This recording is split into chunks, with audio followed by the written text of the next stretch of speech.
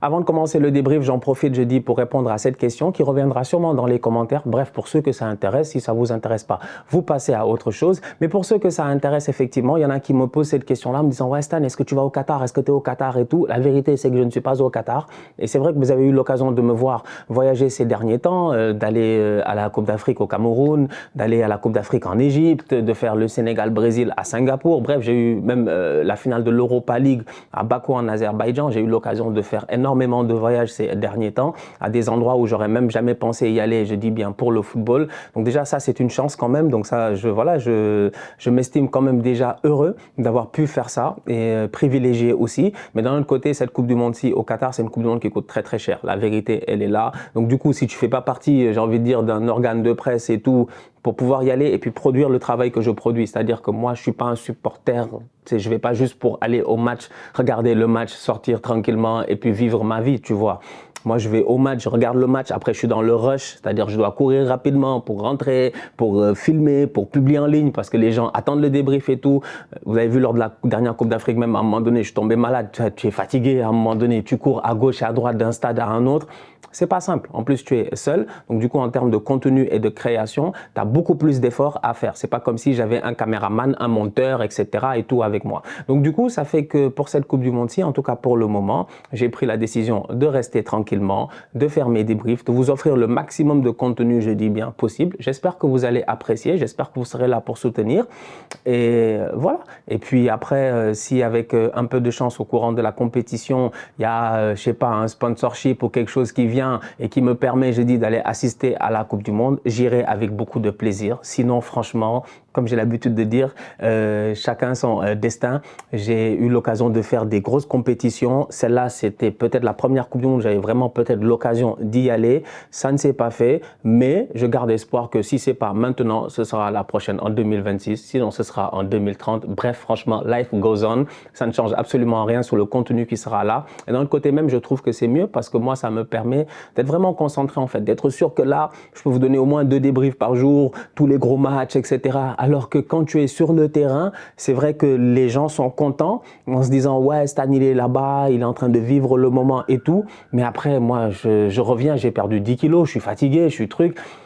Parce que c'est pas simple en fait, tu vois, c'est pas simple. Comme je dis, je suis pas un média quoi, je suis pas de la presse écrite, je suis pas un journaliste avec toute une équipe. Donc je suis un créateur de contenu qui doit créer du contenu et vous vous attendez à un certain produit.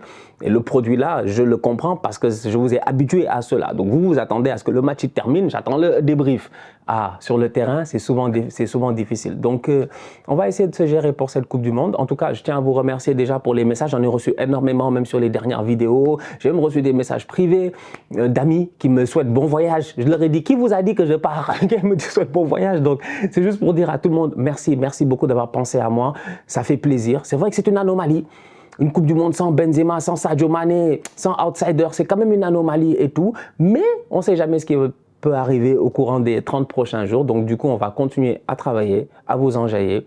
Merci encore et voilà, la Coupe du Monde, elle commence là maintenant, elle commence maintenant. Salam, salam outsider, le débrief commence maintenant. Le Qatar perd aujourd'hui à domicile 2-0 face à l'Équateur. Franchement, on va être très sérieux, cette équipe nationale du Qatar là, il y a des questions à se poser dès le début de la compétition. Est-ce qu'ils ont le niveau? Je dis bien, est-ce qu'ils ont le niveau? Pour la première fois depuis Mathusalem, on va être très sérieux, une équipe qui organise la Coupe du Monde perd son match d'ouverture. C'est pas normal. Normalement, le Qatar aujourd'hui doit être assez solide, venir poser les armes et essayer, je dis, de faire un match nul. Malheureusement, dès le début du match, ils se sont fait surprendre. Dès le début du match, ils encaissent un but. Le but est annulé pour un hors-jeu. C'est compliqué. C'est très compliqué. Cette année, il y a une nouvelle technologie, le hors-jeu semi-automatique. Vous savez qu'à un moment donné, moi, je veux comprendre le hors-jeu semi-automatique. Il marche comment? Parce que moi, à prime abord, je me dis, ok, le pied du gars, il est dehors. Ça a pris 10 minutes pour qu'il nous montre l'image. C'est pas comme si il y a eu, je dis bien, l'action à la 3e minute et qu'à la 5e minute, on nous a sorti l'image du hors-jeu. Non, ça a pris 10 minutes pour qu'on nous sorte l'image du hors-jeu. Déjà là, quand on a vu l'image du hors-jeu, on nous montre que le frérot de l'Équateur, il a une jambe, je dis, qui dépasse un tout petit peu.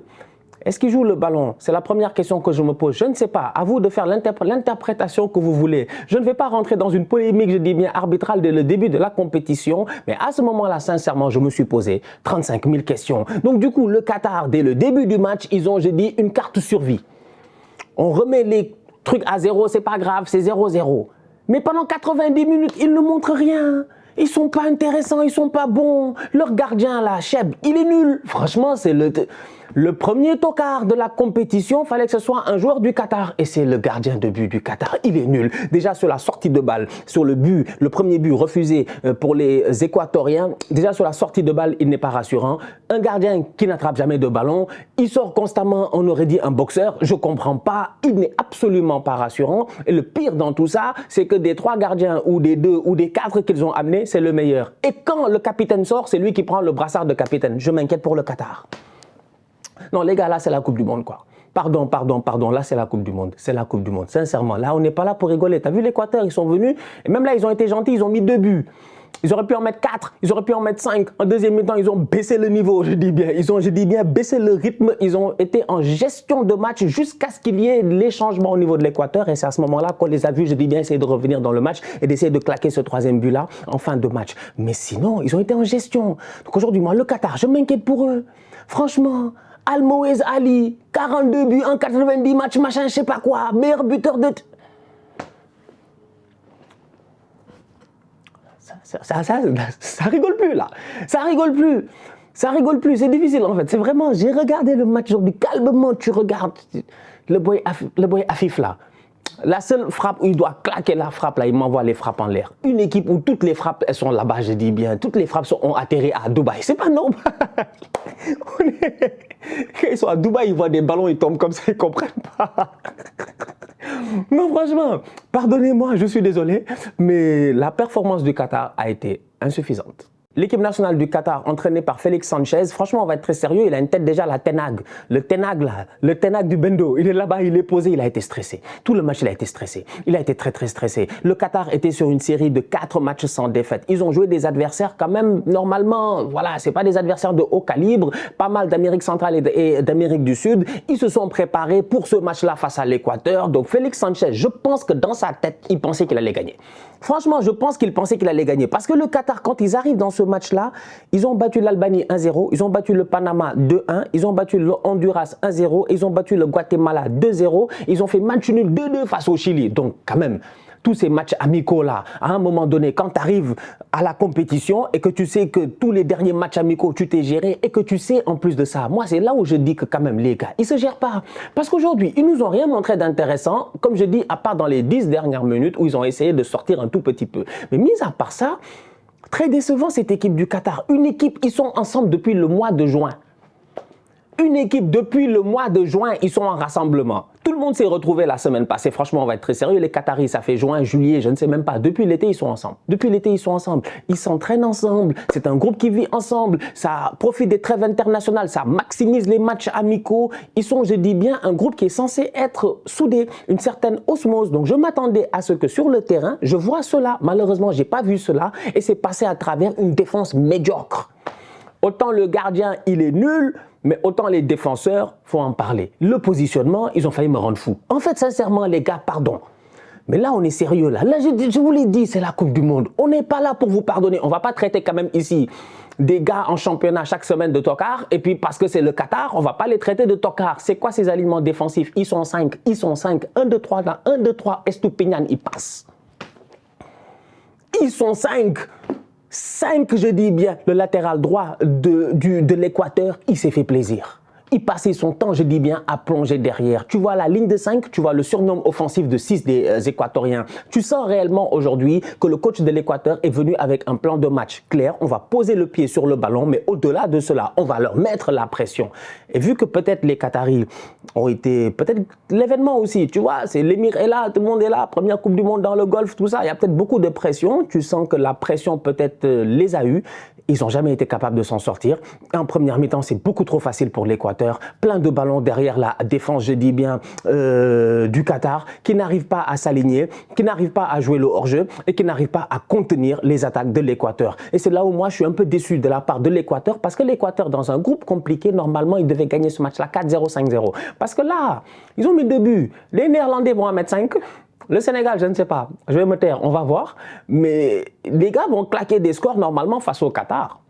Ils vont essayer de mettre le maximum. Donc du coup, au goal average, aujourd'hui, Ener Valencia aurait pu mettre un triplé, en profiter et être devant au classement des buteurs. Donc franchement, c'était un premier match de Coupe du Monde. Voilà. Voilà. Physiquement parlant, quand même, il faut en parler. L'Équateur, ils sont lourds. Ils sont très lourds. Ils sont bons. Tu sens que... Non, franchement, c'est du lourd. Très, très physique comme équipe. Franchement, et ça risque de promettre pour ce match entre le Sénégal et l'Équateur, qui sera un match qui, dans ma tête, c'est comme un match de Coupe d'Afrique. C'est comme un match de Coupe d'Afrique. Moi, l'Équateur, là, je les prends comme Guinée équatoriale, si tu veux, comme n'importe quel pays, je dis bien, d'Afrique, même d'Afrique centrale, j'ai envie de dire. Tu vois, ils ont un physique un peu de Camerounais. Ils sont solides. Tu sens qu'ils sont solides, franchement. C'est pas des petits gabarits, ça va au contact, ça va être explosif. Attention à eux, franchement, attention à eux. On a vu quand même une équipe qui aujourd'hui, Caicedo, tout ça, Plata, il est bon. Franchement, ça va vite, ça va très très vite. C'est des boys qui peuvent nous surprendre au cours de cette compétition-là. Là, ils ont déjà 3 points et ils ont le momentum avec eux et le vent en poupe. Il n'y a rien à dire, ils sont bien là, ils sont bien. Ils ont joué le pays hôte, ils les ont tapés dans un match qu'ils ont dominé de A à Z. Et comme je dis, s'ils avaient été allemands, s'ils avaient été méchants, ils auraient mis 7-1. Franchement, c'est qu'ils ne sont pas méchants, les frérots de l'Équateur, mais belle performance de leur part. Et le Qatar a des questions à se poser. Sanchez a des questions à se poser. Le Ten Hag, je dis bien, du Qatar doit se poser des questions parce que là, en ce moment, son équipe, à mon humble avis, de ce qu'elle nous a montré aujourd'hui, j'ai l'impression qu'elle n'est pas prête ou du moins que le match d'ouverture a pris le dessus. Il va falloir rapidement se réveiller parce que le prochain match du Qatar, si je ne me trompe pas, c'est face au Sénégal. Donc, on va voir ce que les Sénégalais vont faire demain. Est-ce qu'on va se gérer ou pas? Mais le match face au Qatar, je m'attends réellement à ce qu'on performe bien. Donc, ça va être chaud. Bonne chance. La famille, on se capte dès demain pour de nouveaux débriefs avec le Sénégal et l'Angleterre qui rentrent en lice, en plus des autres matchs. Bref, gérez-vous, soyez là demain. D'ici là, on continue à liker, on continue à partager. On s'abonne, on s'abonne, on s'abonne. On est ensemble, on reste en santé, c'est le plus important. Tous outsiders.